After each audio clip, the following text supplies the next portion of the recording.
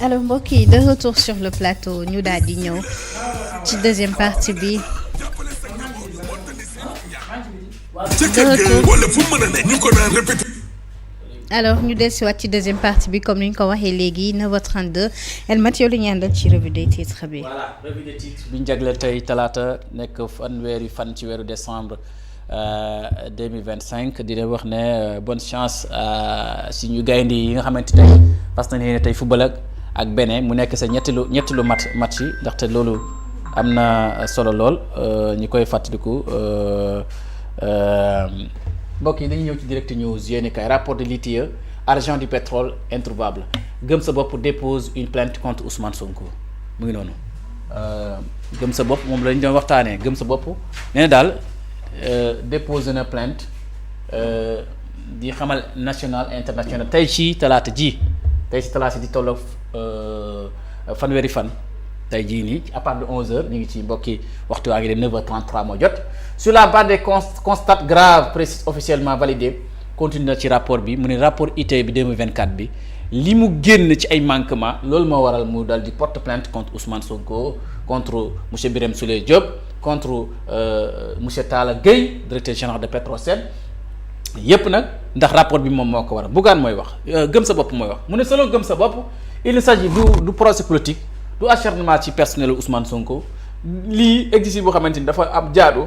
mu ay documents yoo xam ne document bi moo ko wax mu ay manquements yu yóbbe ci rapport bi loolu moo waral que justice dafa def liggéeyam ci par rapport ak rapport bi. ñu ñëw mu ne rapport ITIE boobu tey 2024 bi direct news su may wax de xam nañ ne revenu yi nga xamante moom la ñuy wax ci 2024 bi couvrir lu 91,89%.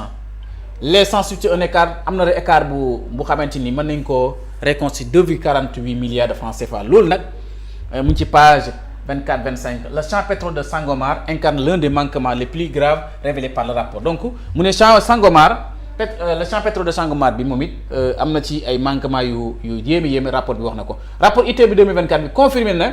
une part des sommes dénoncées par la Cour des comptes loolu tamit des paiements effectués par Woodside en 2020 ont été encaissés en 2024 mais comptabilisés en 2023 donc loolu yëpp nag muy ay manquements yu doy waar ni ko rapport bi waxee loolu moo waral ne gëm sa bopp dal di jël di porte plainte contre Ousmane Sonko Birame Souleye Diop ak Talla Gueye directeur général de Petrosen mbokk yi bu ñu jógee ci dañu ñëw ci enquête yéen kaay recrutement freiné dépenses coupées l'État s'ajuste ngoo une baisse de recettes de plus de 137 milliards de francs CFA par rapport aux prévisions de la loi de finances rectificative numéro 1 noté mu ngi noonu waaw beneen bi 213 milliards engagés par décret d'avance en attendant de ratification loolu moom la journal bi di enquête yéenekaay da la xëyee bu ñu jógee ci loolu mbokk di ñëw ci laas yéenekaay di ngeen ko nii mbokk yi Sénégal Bénin tey lay football CAN 2025 Sénégal Bénin tey 19h la les Lions prêts à groquer les guépards tey ay guépards daal am nañ tey problème mbokk yi bu ñu jógee ci lu dañu ñëw ci quotidien yéenekaay ñu ñuy wax ci finance adoption de la loi de finances rectificative de aujourd'hui waaw mooy le prix du prêt du plan de redressement économique le gouvernement veut mettre en œuvre les taxes du Jubanticom voilà tey jii nii à partir de 15 heures ci assemblée nationale ministre de Cheikh Diba dana jàkkaarloo député ci l'assemblée nationale bu ñu jógee ci tur bi yéenekaay dañu ñëw ci les échos yéenekaay mu wax ñi Sénégal ak Bénin dañ football tey à partir de 19h les Lions déjà qualifiés nañ face aux pièges des guépards donc Pape Thiaw mu ne gagner sans calculer dañuy gagner rek te duñ calculer Moussa Diakhaté mu wax ko mu ne soit on gagne soit on gagne moom daal mu ngi dal di on va le défendre à 11 pour donc mu ngi noonu seconde loi de rectificative de finances rectificative LP2 bi 2025 les recettes d'État chutent de 137,82 milliards francs CFA alors mu ngi noonu mbokk yi ñu ñëwaat ci Le Soleil yéenekaay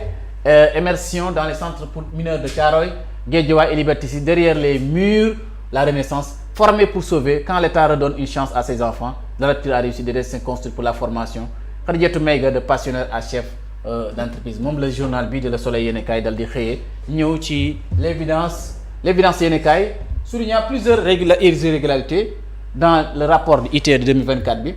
Bougane gëm sa bopp engage une action judiciaire contre le gouvernement et Petrosen mu ngi noonu voilà infrastructure sanitaire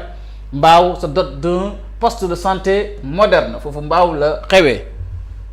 mbokk yi di ñëw ci l'info yéenekaay mu ñuy waxal ci CAN 2025 Bénin Sénégal 19h gagné pour régner sur Tanger déjà qualifiés les Lions doivent terminer en tête du groupe D pour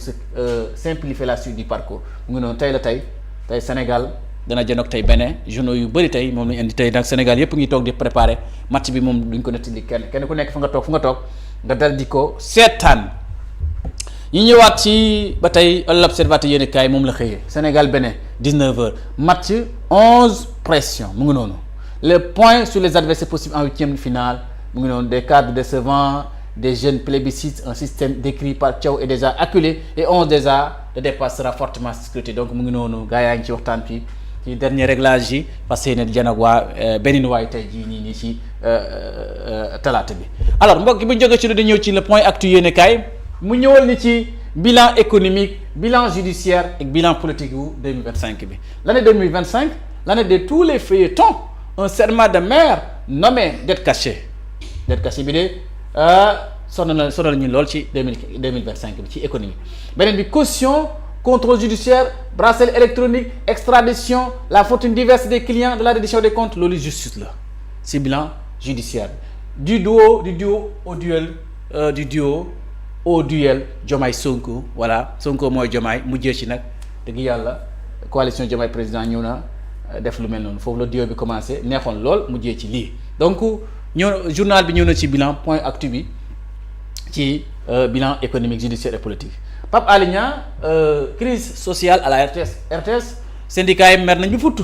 ni Pape Alé Niang di doxale ñooñu rafetluñ ko seuls les travailleurs de la RTS ont vu leur salaire brutalement réduit dénonce les syndicats loolu la syndicat yoo xam mu ne rek Sénégal travailleurs RTS yi rek moom rek lañ gis ne ñu wàññi seen salaire ci wàññin bu tegu jaarul yoon réew mi quotidien yéen kaay ñëw na ci meurtre Aziz Dabala Coumba Gawlo Seck a déposé sa plainte auprès du procureur dépose déjà en cours en Espagne contre l'influenceur Choco kii liñ contre ndax kaddu yi xaj ni li mu wax Coumba Gawlo du bàyyi mu sedd guerre des pétales les mises en garde du ministre de l'intérieur taalkatu pétard yi ngeen bàyyi xel ni ministre de l'intérieur bàyyi nañ ci xel de moytu leen loolu bu ko defee mbokk ñëw ci source a yéene kaay dañuy ñëw ci immigration clandestine 8 membres de l'équipage d'une pirogue acoustique au pôle judiciaire financier donc tout sur un réseau organisé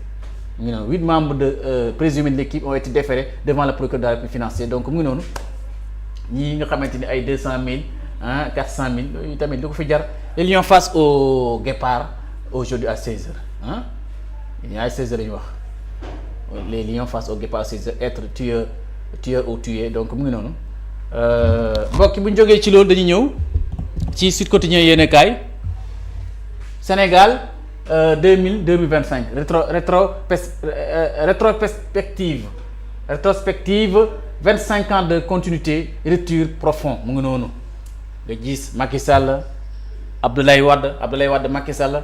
Bassirou Diomaye Diakhar Faye ci journal bi 25 ans mu ngi noonu de Tribune yéen kaay dikk na ci ne pendant que la misère des populations augmente le régime de Pastef s'est endetté avec près de 10 000 milliards en seulement 18 mois de pouvoir loolu de mari détente loolu di doy na waar Tribune yéen kaay ko wax argent de pétrole introuvable révélé par le rapport gëm sa bopp existe une transparence extractive dégg nga et saisit le positif financier ngu noonu Bougane Gueye gëm sa bopp de mer nañ ba futt nag ci rapport bi nga xamante ni ITIE 2024 bi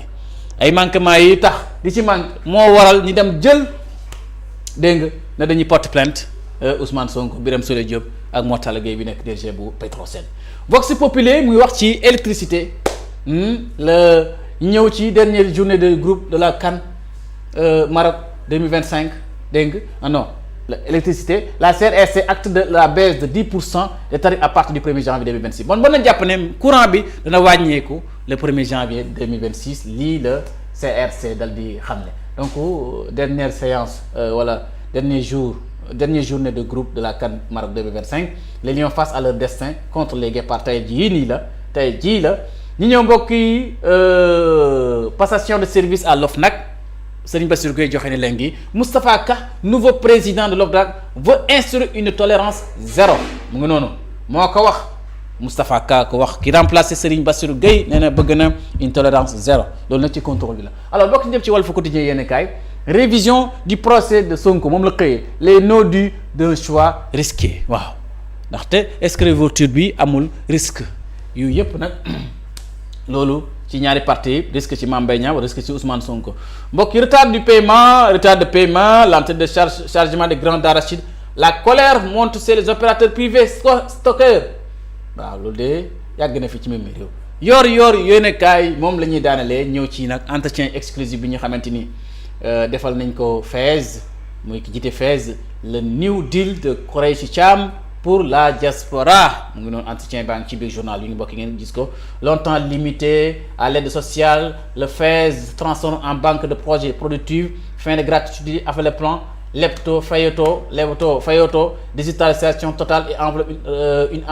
enveloppe record de 750 millions français pour 2025 Khoureychi Thiam détaille sa stratégie pour faire des Sénégalais de l'extérieur les fers de lance de la souveraineté économique nationale donc mu ngi noonu plan Lepto Fayoto mu ngi noonu budget 2025 équité territoriale digitalisation inclusion lii muy programme bi nga xamante ni Khoureychi Thiam bi jiitee Fès xëyee na ko tey ci journal bi di yor yéen kaay entretien bi nag mu ngi ci biir journal bi kon mbokk yi moom lañ leen indiloon leen wax rek nag seen gaynde yi ngeen fexe gañe Sénégal gañe yi métti sax boo defee ñi daal di ko béggee di ko fàttalikuwaat saa su nekk rek jërë ngeen jëf merci. jërëjëf Felmat jërëjëf ñu ngi doon seetaan bàyyi ñu xel bu baax a baax ñu leen di jaajëfal mbokk yi fépp foo leen mën ci nekk ci réew mi muy nag fii ci réew mi ak ci bitim réew jaajëfal nañ leen jaajëfal itam